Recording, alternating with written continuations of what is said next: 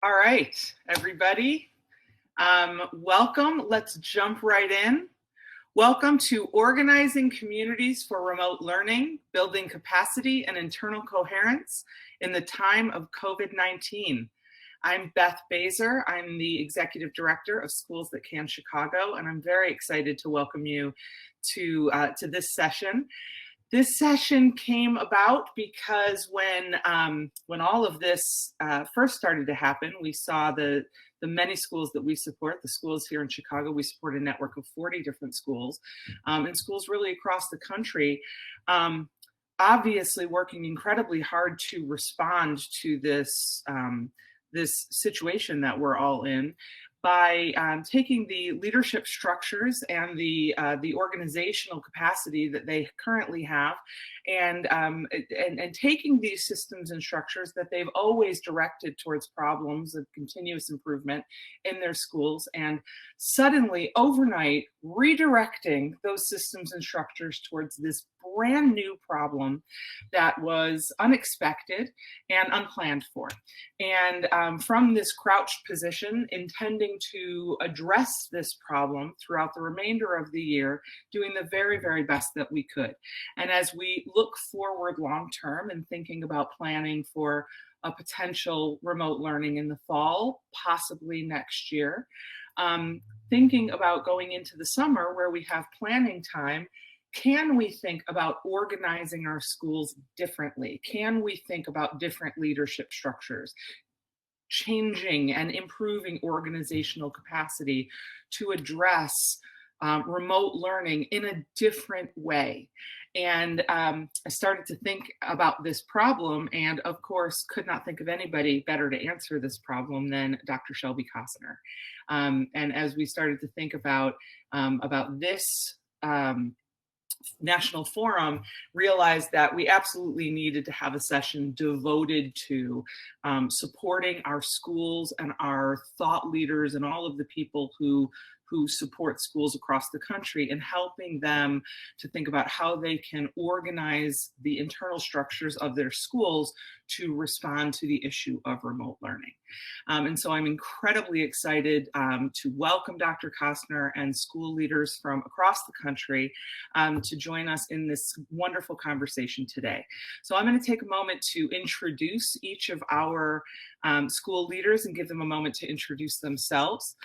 So starting first with Molly O'Malley.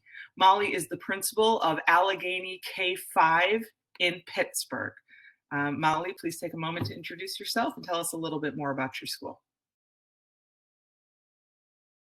Everyone, my name's Molly. I'm a principal of an elementary school located in Pittsburgh, Pennsylvania. We have about 563 students. Our school makeup is 60% African American, 30% white students, and 10% other students.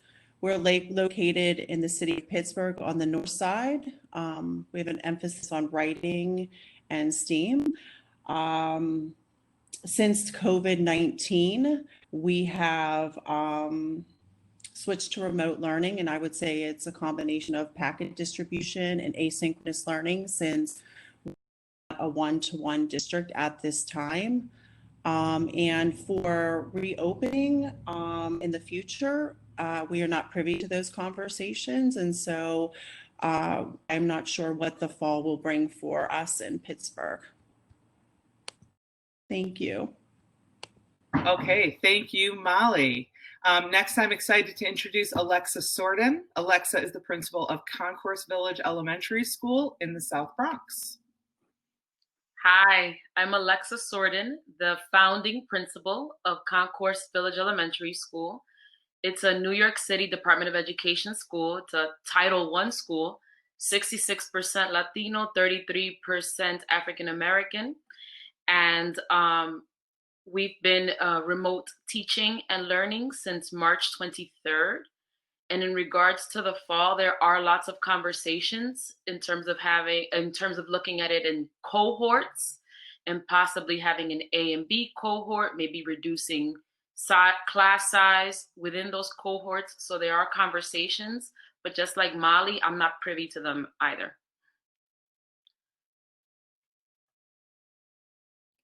Okay. Next, I'm excited to introduce our wonderful team from Curie Metropolitan High School here in my hometown of Chicago, Dr. Allison Tingwell and Homero Penuelas, principal and assistant principal. Hi, good afternoon, everyone. We work at Curie Metropolitan High School. It's a large high school on the southwest side of Chicago, hosting about 2,900 students, staff of 280, about 190 of which are teachers. Our student population is about 84% Latinx, 13% African American, 2% Asian, 2% white, 90% low income, about 15% English language learners, and 12% students with IEPs. We have been on remote learning since March 16th. It is an asynchronous venture for us, as we are not one-to-one either. And we do know our district is planning for a contingency, likely a blended remote in-person model in the fall, but no set model has been announced as of yet.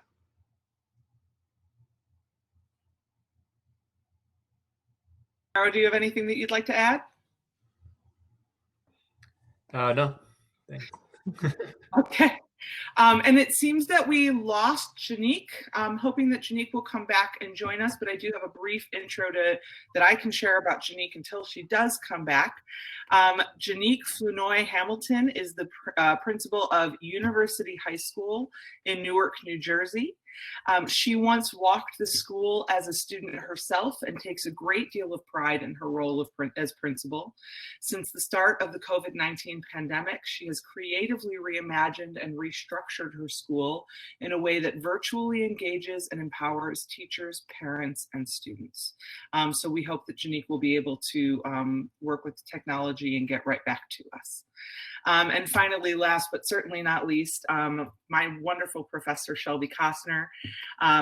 Dr. Cosner is a professor and the director of the Center for Urban Education Leadership at the University of Illinois, Chicago. She is an expert on leadership for school improvement, on the development of organizational capacities that support improvement, and on the preparation and development of educational leaders. So at this time, I am going to turn this over to Dr. Cosner to moderate this conversation. And I am going to step off and work on moderating the chat. Dr. Cosner, thank you very much. Take it away.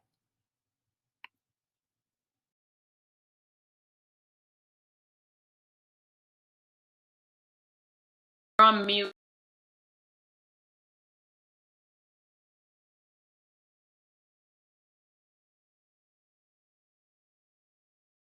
I can't, at least.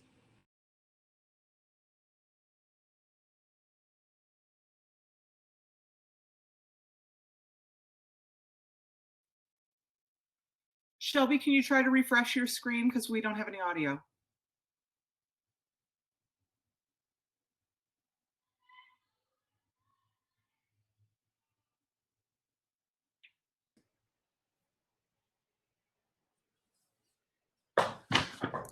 Hi, folks. Bear with us for a moment as we resolve the audio issue.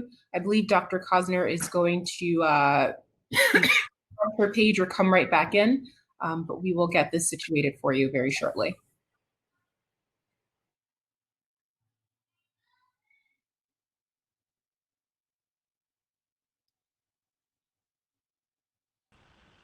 Can you hear me now? Yes. Great. Fantastic. All right. It didn't show up as muted, so I'm not quite sure what happened. So welcome again. I'm very excited for me to see you from my perch in Chicago. We're at a very unique time right now because without any planning, we had to begin to think about delivering schooling in a very different format. As we think about improving schools in general, we know that there are leadership and organizational capacities that play a critical role at helping schools to improve student learning. And so today, our leaders are going to be helping us to think about what it means to develop, utilize, and amplify those capacities in our current remote learning context. As I think about the capacities, I think about two that I'm going to want our leaders to really help us to think through. One would be the leadership capacities of the school. schools that are thinking about leadership operating from the role of the administrative leaders, the principal, the assistant principal. But research suggests that we really have to think about distributing leadership, and particularly in challenging context, the notion of distributing leadership becomes even more important. You're going to hear me asking questions of our leaders today about how they're thinking about cultivating more distributed leadership, utilizing a more distributed form of leadership, and then amplifying that leadership in their work to really pivot and provide world-class education in a remote setting. The second area that we're going to be investigating would be structures in schools that are important to support teacher learning, and in particular, teacher teams. And we're really going to pay attention to that because you can imagine that as we move into remote learning, there are many, many learning needs that teachers face to be able to do that effectively. And so we've got to not just deploy teachers and think about synchronous or asynchronous learning, but we've got to really come to understand what their learning needs are and think about how to best support them. The leaders that you're going to be hearing from today are going to be talking about their thinking and strategies to really mobilize teacher teams and other spaces to support adult learning that's very responsive to the needs of adults in this notion of a strong pivot to some sort of alternative learning that could take place not just from now until the end of June, but we may be in and out of this form of learning for a year or even 2 years. So that is a background for setting the stage for our conversation today. I'm going to have questions for about 30 minutes of our leaders. And then at the end of that 30 minutes, we're going to have about 15 minutes of designated time for your questions. So I would really encourage you that throughout the conversation, if you have a thought or a question, to put it into the chat function. We will monitor that, and then we'll be taking those conversational points at the end. So with that to start, I want to dive in first to really think about this notion of distributed leadership. And I'm interested in having a few of our leaders help us to think about how, if at all, they're using leadership teams or teacher leaders in their pivot to this remote learning. If you have thoughts on that, if you raise a hand, I'll call on several of you to respond. Yeah.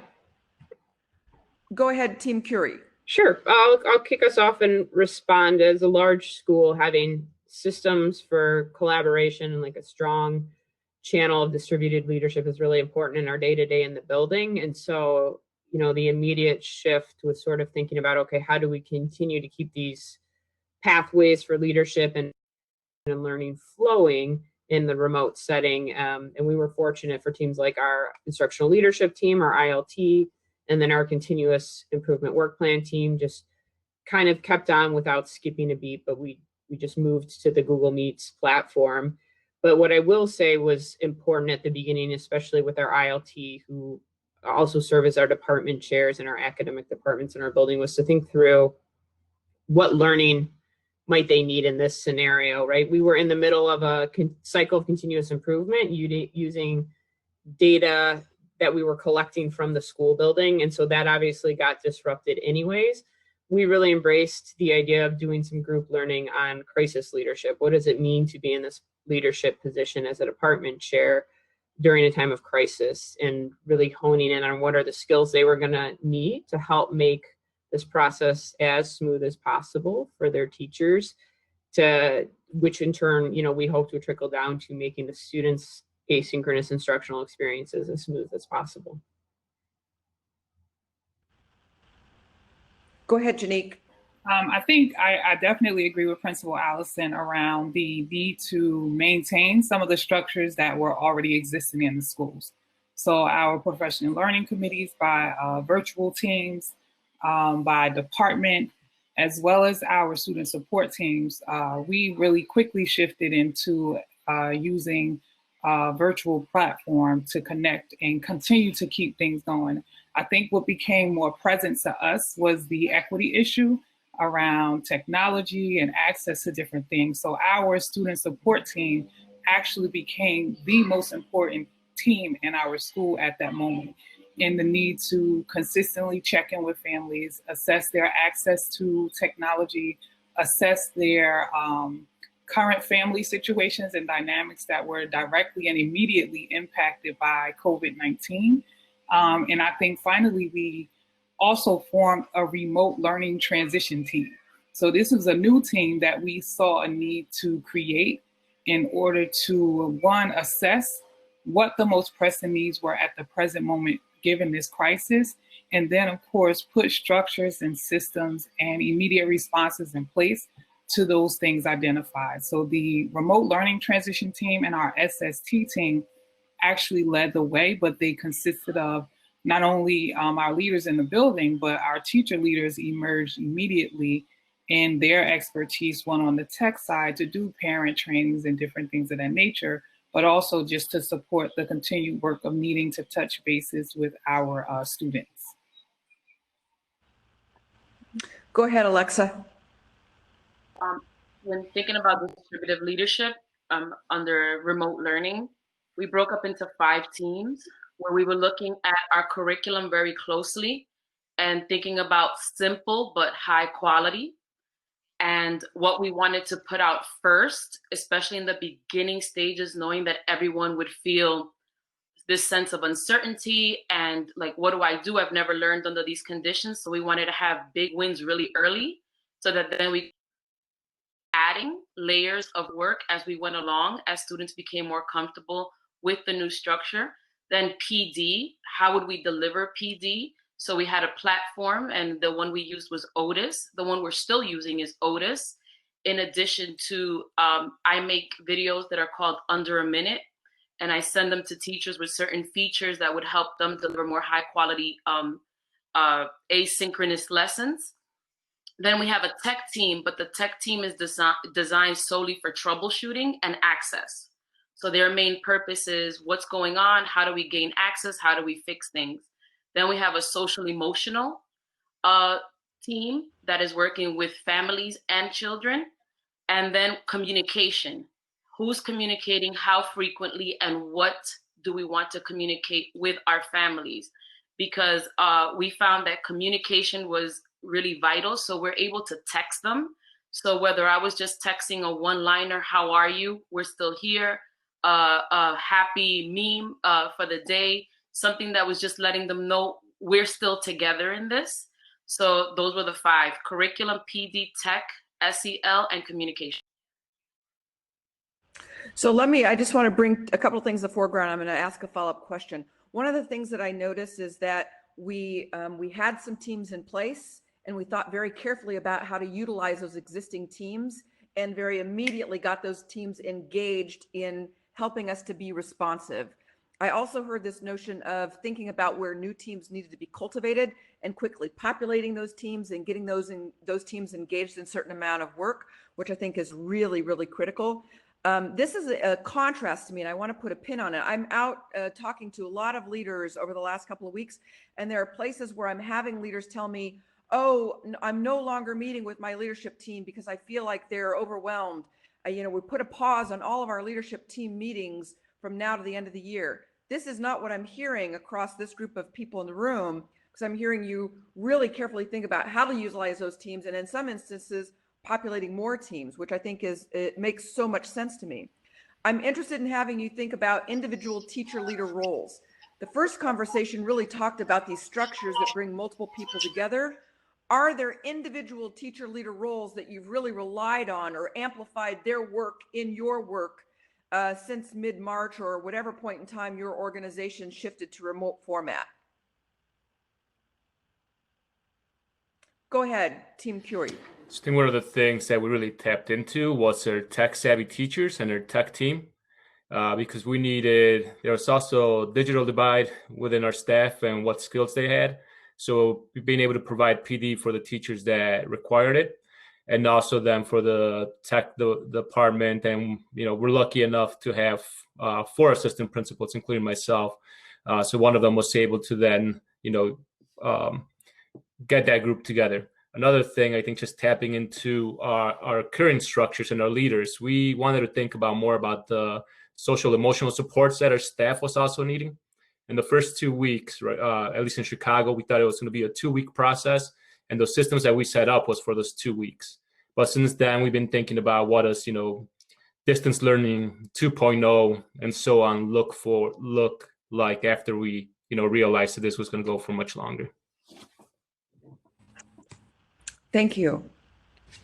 So Did any of the, go ahead. I can just add to as far as the teacher leadership, I think was really key. I think what occurred that was really amazing to me was the shift in the teacher leaders in our building. So we already had some emerging teacher leaders that most staff recognized and looked to.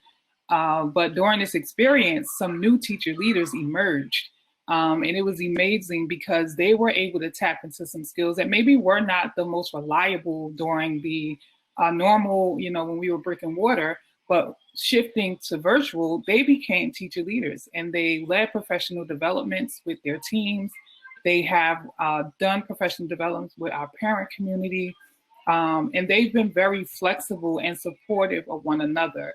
And I agree, I think wholeheartedly, sometimes we did shift initially to a focus on our scholars, but there was an immediate recognition that, hey, our staff, when we speak of equity, there's a need to look at equity amongst our staff, their tech skills, the dynamics in their homes. So when you speak of even shifting to leadership meetings so quickly, we looked at how we were leadership, how we were conducting. We have several families who are at home and now balancing educating their own families with being educators.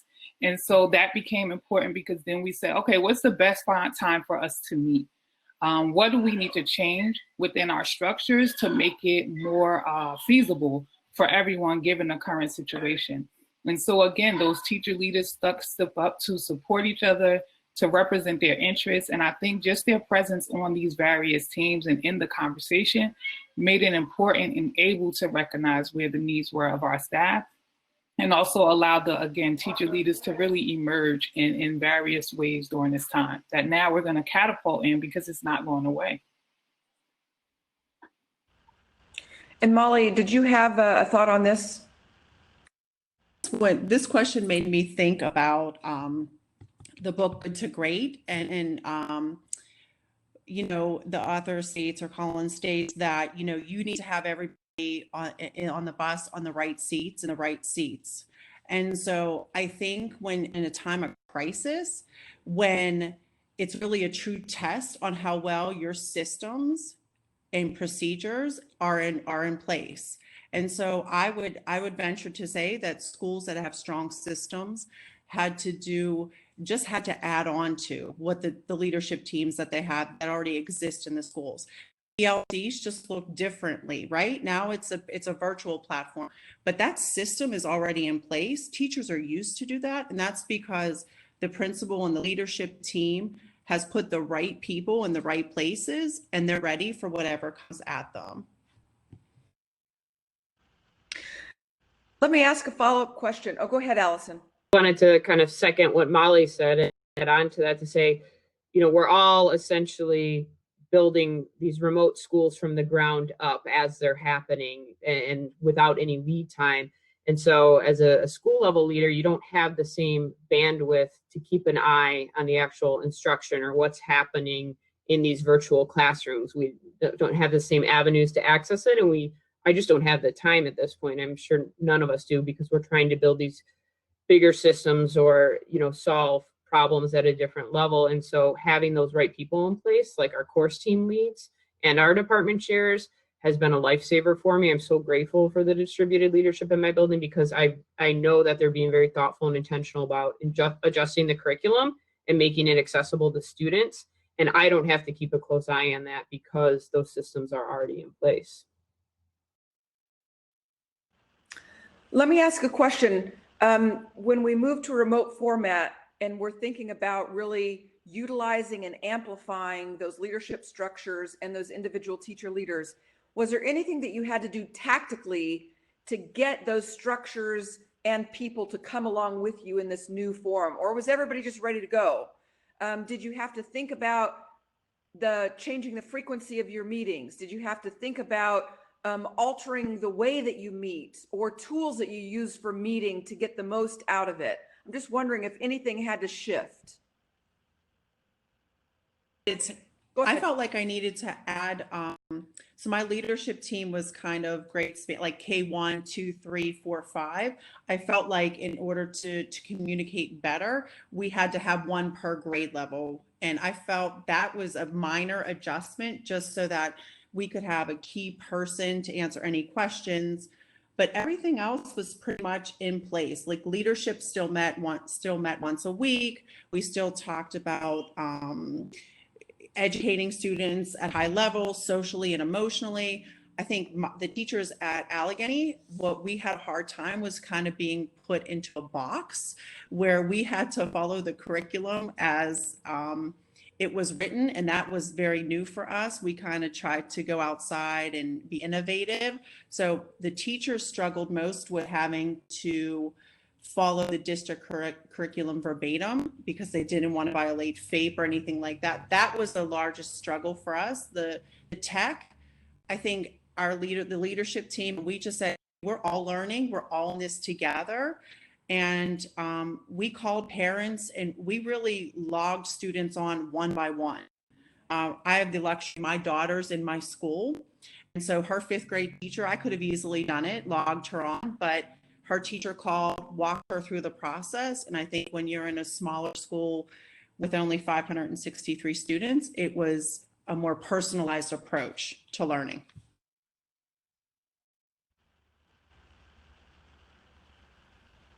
Go ahead. I think for us, what's been really key is, we help process the information that's coming to us with our instructional leadership team. Like Allison said, it's our department chair. So as we're able to process that information and talk about how do we present this to our course team leads and to the rest of the school, that's been really key. Then, it's not just 5 administrators trying to do all that work or that processing, but then we have a group of, another 8 leaders in the building who are helping process that information for the rest of our staff. And we have been also, joining some of those meetings and helping through that process, answering questions from our teachers. But again, I think that instructional leadership team has been a big key to help everyone process this new world we live in. I'm wondering, as you begin to think about moving forward, we made this decision, we were forced to make a decision to move to remote learning with almost no notice. And now we've got a little bit of a runway before fall starts. Do you anticipate any sort of challenges to sustaining the work of your teacher leaders and leadership teams if we sustain it in a more remote format beginning the fall? So anything that comes to your mind that might be a challenge that you're going to have to navigate or negotiate, I'd love to hear you talk about. There may not be, but if you've started to think through those things, I would love to hear your thoughts.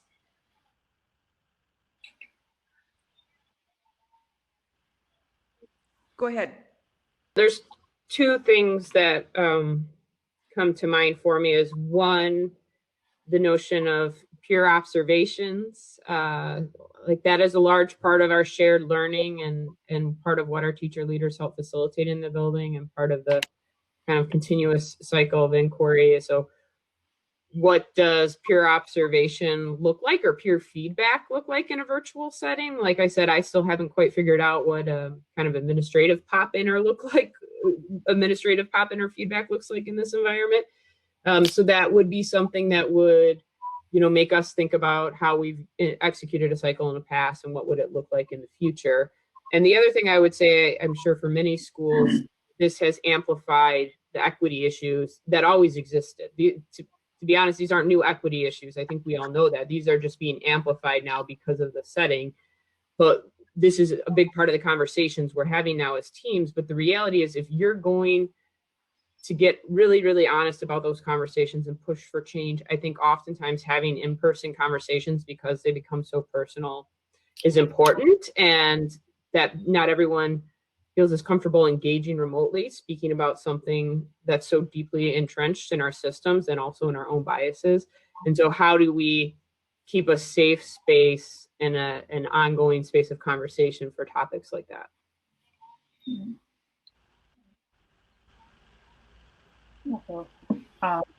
Go I ahead. would say a few things. So one, the first thing is I think, at least in our school community, I think there's a value to the amount of work students have to do, holding students accountable and kind of getting them prepared for that college workload. And so a shift that we actually had a professional development workshop yesterday, a virtual one, with all of our teachers and Doug Reeves. And one of the key pieces that we were debating amongst our staff is the need for quantity versus quality. And so as we are shifting to this virtual learning, we may not have as much face time with students. So when you look at identifying power standards and you look at how are we assessing students, do you need a 15 question assessment, or can you assess in 3 and just get as much valuable information, equally valuable information in that way? So that was a huge thing that we shifted to academically, our ability to assess students and what that looks like virtually. Secondly, I think the equity issue, as Principal Allison said, does become even more greater. The use of our support team has expanded to include teachers. We had an awesome teacher leader who, for our middle school, we actually go from 7th to 12th grade, and our middle school component designed a plan to support the students to make sure they logged on every day. And so they broke the teams into each mentor had a number of students, and they were responsible for contacting those students weekly. And then also having mentor Wednesdays is what they call them. So we shifted our schedule a little bit so that in the afternoon on Wednesdays, that was the time for the mentors to check in with the mentees each week. Completely shifted the engagement of our students. And so of course we adopted it across the school because it became that much more important when you don't have the face-to-face. How are you connecting with your students? And that became a huge thing. So I think that is definitely in our school community where it's a huge value to our relationships with our students, and seeing them every day gives us a great deal of information to how they are and kind of a check-in system. So that establishment of that weekly check-in virtually was just really, really critical to some of the things that I think moving into possibly having to extend this will be critical as well.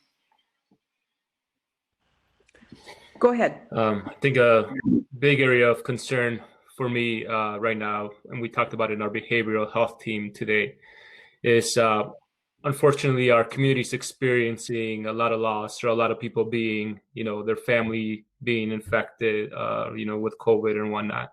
And what does this do for our teachers and our community moving forward? And this is something that continues, right? How do we support our staff? Because they're dealing with multiple students in their classrooms. And having them, helping them process that information, as well as continuing to support our communities. And also, although there's some definitely challenges, I think there's also some opportunities that we've been thinking about. If we return into, day-to-day schooling, what are some of the things that we're using now that can be transferred over back to a brick and mortar school, right? So if parents can't come out, we were in a high school, if parents can't come out to get supported for FAFSA or, post-secondary support, can we continue to have some of these Google Meets calls with parents and have that be part of the interaction? So thinking about what are the opportunities as well that we can adopt from what we're learning now to when we go back to regular schooling. I'm going to build a bridge between a couple of the comments right there and then the next area of question, which starts to think about the school's teacher learning organization. We've got this broad context of the pandemic, but we've got localized communities that are hit very differentially by this. I mean, it doesn't matter what you're reading, we're knowing that under-resourced communities and communities of color are being disproportionately affected. And so the comment that you were making just a minute ago about thinking about communities that are really grief-stricken, because it's not just we've been in a pandemic, but we've had many very immediate family losses, becomes important. And there was a question about, how do we think about supporting students through this period of grief? And I think leading into this next area of teacher learning, I've been doing a lot of reading on my own to gear up for teaching this fall. And I'm not reading education books per se. I'm reading a lot of books about grieving and dealing with emotions. And so there was a book by a man named Mark Brackett, Permission to Feel, that has been so powerful. And I'm beginning to think very clearly about how this will be a required reading for my leaders this fall, because it first begins by saying we all must come to understand our own emotions. We've got to be able to name them and process them long before we can start to think about how to support children. And then children have to be able to do the same thing. So that's a book that I would definitely recommend as we start to think about adult learning needs, gearing up for really thinking about children coming in a space of grief. And there's another book that I'm reading, two books. I'm going to hold on those before I go any further and elaborate. But I think the first one by Mark Brackett would be a great starting point for people, Permission to Feel. As we shift into thinking about the teacher learning organization, my first broad question is this. Do you feel as though your schools are currently places that are supporting teacher learning in this remote context? And if so, give us a little bit of an under the hood peek of what it looks like for your school in terms of its learning system for the teachers.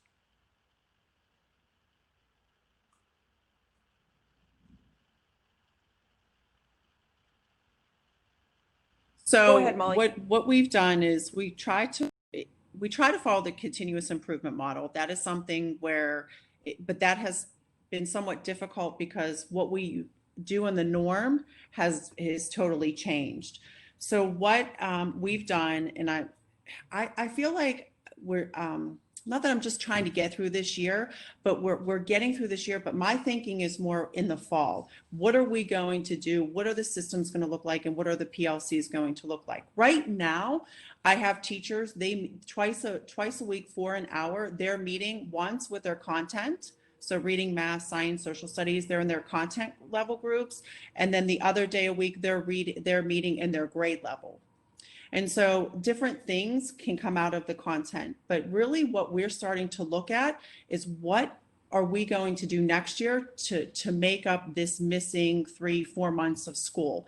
What does our schedule need to look like? What does intervention need to look like? How do our class lists have to be developed so that we can get the most education for the time they're with the teachers? It's looking at every avenue of where we can get extra time, or how can we be smarter about using the time that we have when we return back to the brick and mortar. And so that's really how we're using our grade level meetings. It's like, how can we make up time with students in the fall and next year? Because we have some students in our school that have just chosen not to participate at all. And we're calling, we're checking in, and in those cases, we're very concerned about their social and emotional, but they're missing months of school. And so what is that going to look like next year? And what if we're still in a remote learning phase? What are we going to do? And how can we be better?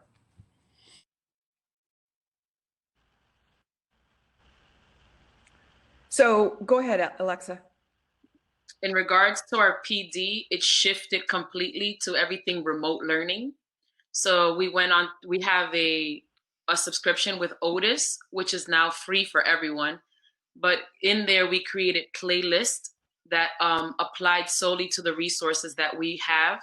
So we have MacBooks and iPads. So we took the certification courses for Mac, or and our learning management system. How do we become more proficient in utilizing that? So everything shifted over to how do we best utilize the resources that we're using on a daily basis. When I hear that discussion, I'm hearing that there were designated professional development times, and those designated professional development times are being utilized for remote learning. My follow-up question to that is, are there any other spaces or structures in your remote schools that are being used to support teacher learning besides those formal professional development times? And if anybody's thought about different spaces in the school that are supporting teacher learning, I'd love to hear from you about that. Particularly, I'm wondering, are grade level teacher teams, course teams, department teams, spaces that are supporting teacher learning? Go ahead, Genique. So we have continued our grade level. Again, when you support students, you have to look at who students are connected to in the building. One, so I definitely heard Principal Homero speak of and Molly speak of the challenges with getting certain students online and engaged. And so we have grade level meetings virtually. We usually come together as a school and talk about what priorities are and what some of the trends are we've seen across the school. And then because some of these tech platforms have breakout sessions, we break out into sessions by grade level with some specific things we outline and identify as areas that we want to focus on, whether it is individual students and what would be the best way to support individual students and their needs, making sure we close the loop in the circle between teachers on that grade level so that all teachers have the same information about a student, of course, respecting their confidentiality, but just making sure that information is shared amongst the members of the grade level team. And then that way you have more resources to support the student. A couple of students who we had difficulty with, we needed to go and just ring a doorbell or deliver a Chromebook to. Those were things that we stepped outside of the box to do to further support. But the learning that occurred on the grade level teams to me were more responsive to how teachers can then support students. And again, then looking at the work. What type of work are we given that works better virtually than what we were doing in the classroom? It does need to vary. How are we assessing students? That needed to vary. So the level of expertise that came from teachers and their experiences, I think, is invaluable. And leading on that with the department chairs, I think it really helped to solidify some of those challenges that we would see in this virtual space. Go ahead, please. I think one thing that's going to be real key, again, with the distributive leadership and thinking about that structure is the summer work that we have to do with our teams. Right? What are the things that they experienced? Because we do have course team leads, and they are, again, a lot of the work has been around SEL and around, providing this, the skills needed to provide a good digital instruction. But I think just thinking about if this goes on for longer, right? How do we adapt our goals? How do we ensure that those structures that we have, that the course teams continue to be places where we continue to learn and continue to create, our continue our work as a school. But I think it's going to be really, really key this summer, bringing in our current leaders and other people who are willing to join this structure and coming up with a new plan for next one. And I must say that the reliance on our district, Newark Public Schools, is really doing an amazing job at the district level in supporting schools, creating learning plans. That was done before we went. Our last day of school was March 13th, and that was done before we went out. Learning plans that were accessible to all students to make sure people had access to the same materials across the district. They have promoted Otis throughout, and the trainings that have been available as an administrator have one-to-ones with the Otis reps. My teachers have individual plans, learning plans that they can go in, of course, take courses as they need.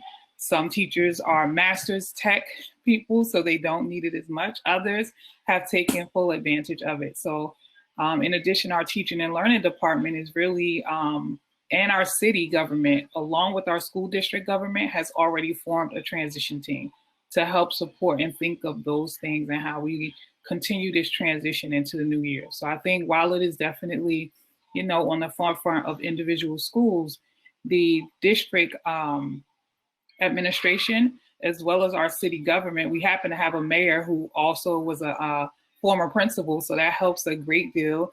He's been doing a great job collaborating with our superintendent and continuing to further the structures and also research what are the needs of schools and how do they really support the schools in being the best they can in this virtual space.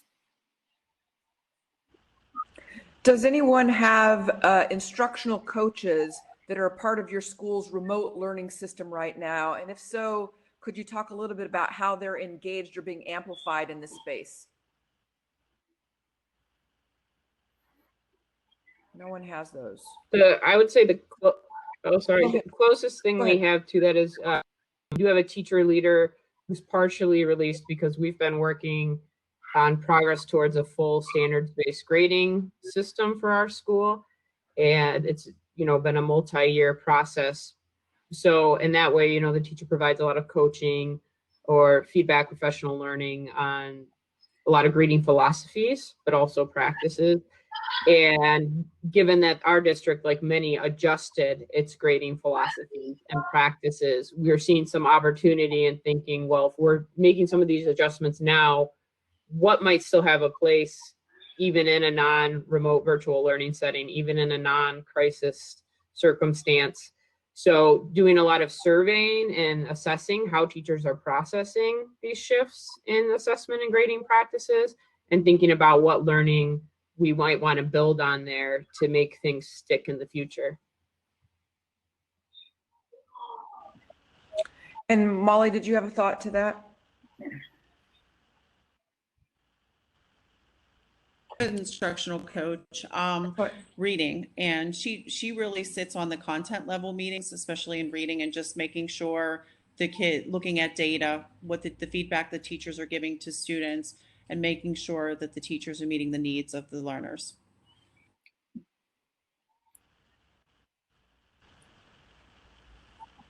Genique, did you have a comment before I went on? We don't have people with the title of the coaches in our building, but our department chairpersons are all specialists in their content.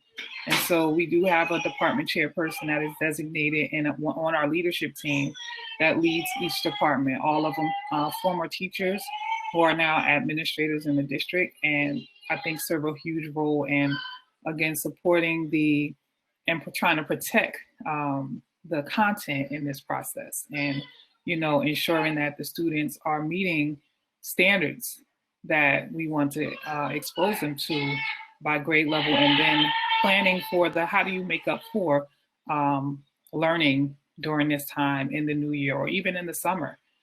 We have credit recovery in many aspects of our school, so maybe this would be an awesome opportunity to look at how that is used to support students with making up for standards maybe they didn't master. This is my final question of the group. As we start to think about moving into the fall, do you have any thoughts on if we remain in some sort of remote format for a period of time, how you would amplify your school's learning organization for teachers in your school? Not what we've been doing over the last several weeks or several months, but really thinking about something that might extend into the fall. Does anybody have any thoughts about what you might do to amplify your school's teacher learning organization? Go ahead, Alexa. So one of the things that we started doing is looking at our curriculum and looking at the flow of our curriculum, and then teasing out where does it make sense for it to be asynchronous, where does it make sense. And when you're thinking about synchronous lessons, you're going to get that directly from data that you're receiving. So we're accustomed to thinking about whole class instruction, small group instruction, but in this setting, what does that look like with the structures that we've had in place for so long that we've grown accustomed to? So now it's just really thinking creatively about our curriculum for the fall and saying, if this was a year-long online course, what would it look like? And getting smarter about the data we're collecting, and going back to the point that Genique mentioned about the quality versus quantity. Do you really need a 50-question test, a 20-question test to know what a child knows? Or is 5 questions enough? And then do you use that data to then say, now I know who I need to meet with for a live session?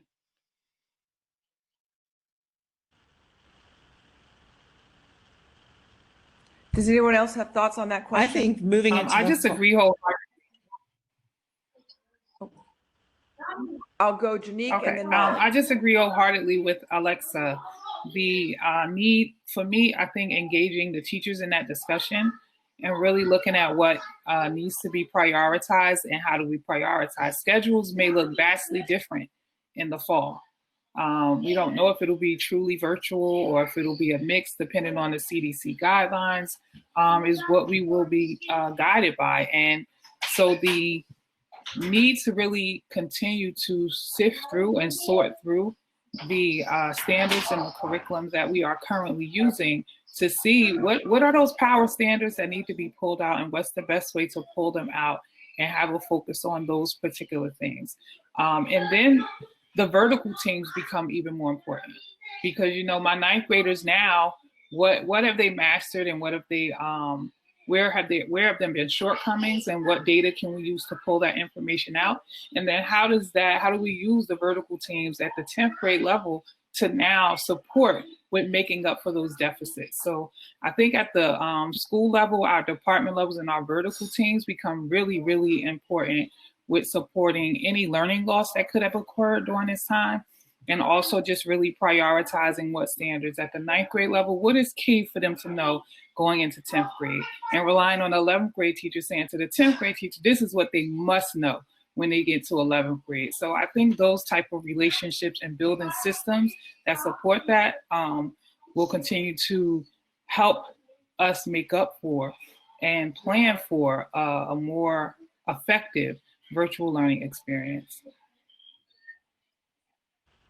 Molly, I'll give you the closing comment before then we take Q&A from the audience. Moving into the fall, what this really taught me in the school is that we are technologically not advanced at all, my students included. And so moving forward, even if we're back in brick and mortar, we have to do a better job, we meaning ATA and myself, at making sure our elementary, even at kindergarten, they use technology, they know how to maneuver, to engage in technology.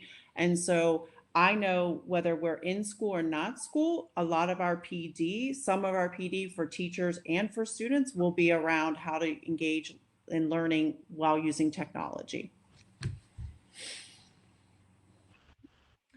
I'll make just two summary comments, and then I think Beth is going to help us to moderate the Q&A. One of the things I want to bring to the foreground is when we think about adult learning organizations, we've got to think about the spaces within the organization, this remote organization that's supporting teacher learning. And I would encourage everybody that's an audience member to really think outside the box on that and well beyond just the designated professional development time. Our teacher teams become really critical spaces for adult learning. And you heard Genique really talk about the importance of vertical teams in addition to our horizontal teams, the grade level, grade band course teams. The vertical team becomes really important, especially when we're not sure what kids have covered or come to understand in prior grades. So really think about those systems. And then the second thing that I really want to draw to the foreground is we have to think very carefully about the learning content for teachers. What do they most need to learn about? It would be very easy to scan the environment and find something and just randomly bring it in. But we've got to really suss out teachers' most pressing learning needs. And you could hear Molly really talk about, oh my goodness, we've got some technology learning needs in our school. We've got to really hone in on what teachers most need to learn and make sure they're getting that learning because they have precious little time for learning. So being selective is important. So Beth, I'm going to turn over to you to do some moderating for us, and any of us could hop in to answer particular questions. So thank you very much for that fantastic conversation, and to all of you in the chat. We definitely want to leave some time at the end for a Q&A. So if you have questions for this group, please get your questions into the chat. We'll pick those questions up and let them to the group. I'm going to exercise a little bit of privilege here and ask the question. Which is, if we think about the potential of being remote for another year versus cascading closures, being in and then cases come and we go out and then we go back in and then we go out. Do you think that we would organize our communities and our leadership differently for those two situations? And if so, how and why? Does anybody have thoughts on that?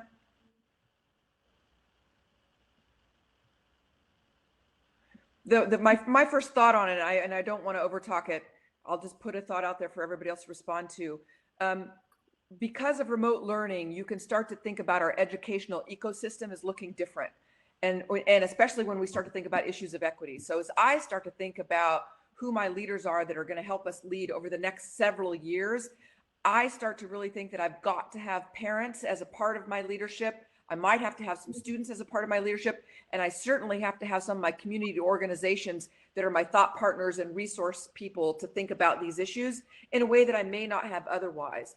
And so, because I'm starting to think about this entire ecosystem as part of the network of leaders that'll help us to move as we go in and out potentially of this context. So that's how I begin to think somewhat differently about leadership. And I'm thinking about whether or not we're in and out and in and out and in and out, or whether we're just out. I think broadening out the ecosystem of leaders becomes important.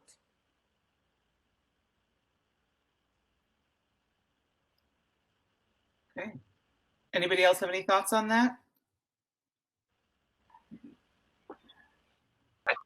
Okay, we've got a.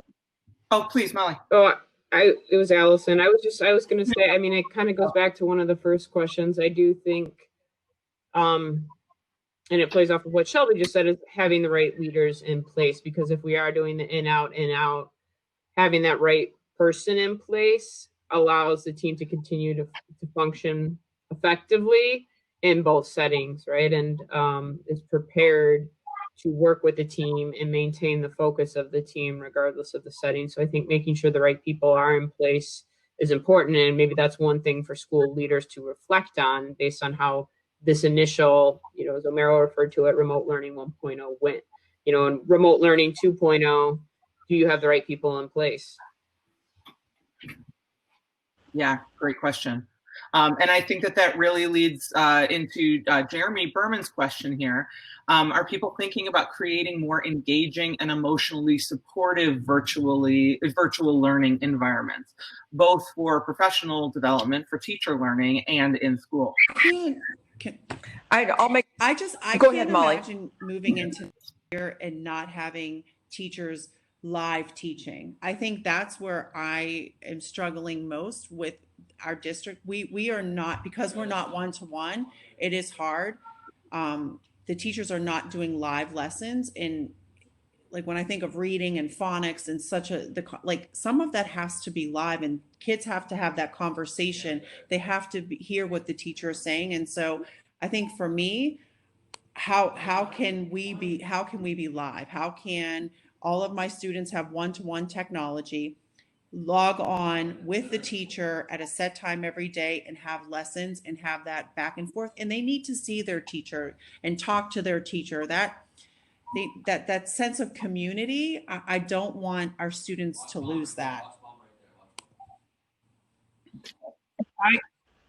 The point that I would add that I had mentioned earlier, and the question was about this notion of really thinking about emotionally supportive environments. I'm really putting a pitch out for everybody to start reading Mark Brackett's book on Permission to Feel. We've got to get teachers understanding their own emotions and equipped to think about how to best support their students' emotions. And sometimes when I hear people talking about SEL, it's, they think about it as something that kids need and not something that adults do that allow kids to develop in these sorts of ways. And so if we could create that one shift that helps all of the adults understand that helping support emotion starts with our own emotional well-being. And if we can't start there, we can't help the kids. That to me is really important. And I think then how we do that in a remote context all comes together, but it starts first with understanding who we are and what our own needs are. That's a phenomenal comment. And it brings me to a question that Donna asked. And Todd, you asked a great question. I'm going to come back to it, but this leads so well into Donna's question. Donna says, as leaders, what is your most pressing learning need? What do you need to learn more about in leading a crisis? And throughout this conversation, we've discussed so much what our teachers need and adult learning needs, but what do you as leaders need to learn, and how have those needs changed in this crisis?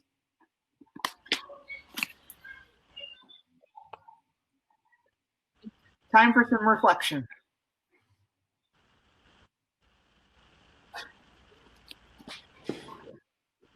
I think we've been talking about it a little bit already, but I think that helping people process grief, right, and taking care of that human aspect first of all that we all need as as school leaders, as teachers, as community, I think that's something that we really have to put some deep thought into and make sure that we do it well. Because if we don't do that, even if we return again to regular schooling without processing that as a community, as a school community, it's going to be very hard to continue moving forward.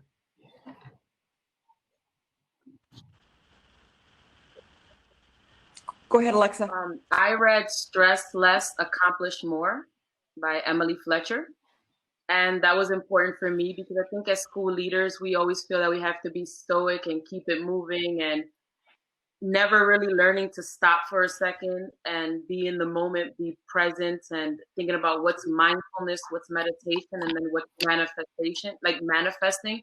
So that book helped me understand that. And it has raised my level of awareness with a focus on empathy and not so much about getting it done, because it wasn't that I wasn't empathetic to begin with. It's just sometimes you feel so much pressure that you feel like it has to get done that you don't have permission to feel.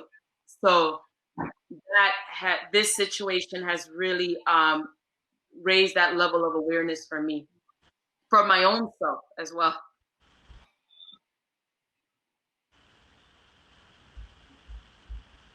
Allison, you said too much to even start. I'm going to put I mean, the grief, emotional, human side of things, for sure, as came to mind. Also, the instructional side of things are important too.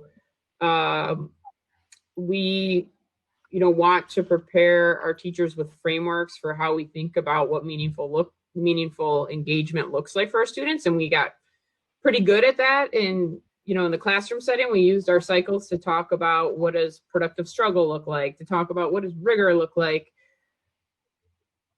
I don't think those frameworks exactly translate one-to-one into the virtual classroom anymore. And given that none of us have actual classroom experience in these circumstances, I don't think, right? Well, most people don't. I always like to lead from a place of, practice what you preach. And so it's hard to start to think about what instructional learning looks like, or talking about what robust engagement looks like, or instruction that supports robust engagement, even better, there we go, when we haven't put it to practice ourselves yet. And so I really feel like I have a steep learning curve to do in that regard. That's such a great point that comes from such a place of humility. And I really love to hear that from any school leader. Especially one that's as brilliant as I already believe that you are, Allison.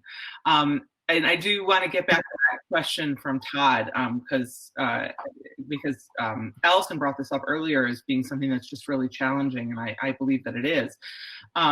How do you do peer observation? How do you do peer-to-peer support, if that's been a component of professional development?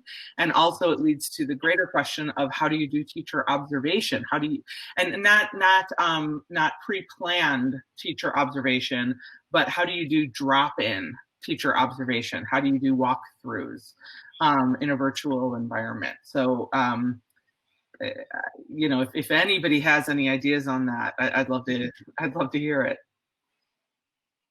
I thought that was the next panel after ours. I was going to stay on for it. I will add that I think the importance of the relationship is just really significant in all of this. I mean, we all have formal evaluations that we have to do, but we know that the work comes from the informal visits and the feedback and things that happen that way. And those things to me are most successful when the relationship is strong. Because that's when people feel safe and feel vulnerable to accept and receive feedback. And so, I've been going into some of my virtual classes. Fortunately, our district gave the initiative to make sure we had one-to-one. So we were able to get every student Chromebooks. And so we do have some live sessions going on. Most of our sessions, at least a few times a week, are live. And so, I typically communicate with the teacher. I have all of their Google Classroom codes because we've been using that before this virtual experience. But I just typically communicate with the teacher just to, I'll be dropping by because we're in a virtual setting, just to make sure, again, they're comfortable and out of respect for what they're doing, especially in this virtual space where some people may feel a little less secure than in the regular classroom with all of the resources that they would have in their classroom in a virtual space. You, the computer, and whatever tech savvy skills you may have. And I feel like they've been very welcoming to visits and receptive to feedback. So I know it's going to look different as it develops across time, but I do think using the relationship, communicating with teachers, and the relationship that existed prior to this is a benefit to those type of visits. Well, it's a little bit after 1, and I could continue this conversation for another 2 hours. I wish we had that kind of time. I would like to let Shelby take a moment to share any final thoughts that she has before we wrap things up.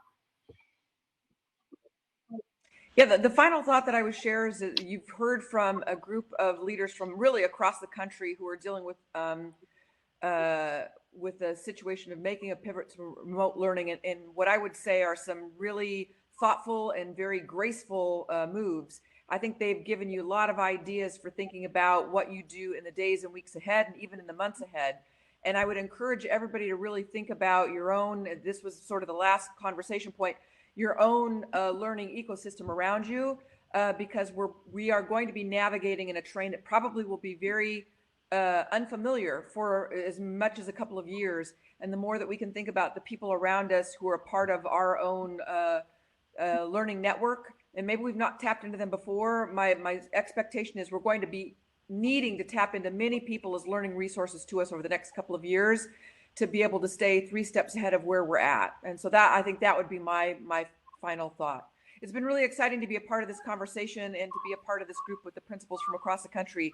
And just thanks, everyone. Yes, thank you. Please, in the chat, give a huge thanks to our panel, Principal Sorden, Principal Flourney-Hamilton, Principal O'Malley, Assistant Principal Penuelas, Dr. Tingwell, and a special thank you. Again, I felt like I was back in class, but didn't have to write any papers. So this was a great day for me. Dr. Cosner, great thanks to you for being with us today, and to all of you for being a part of this session.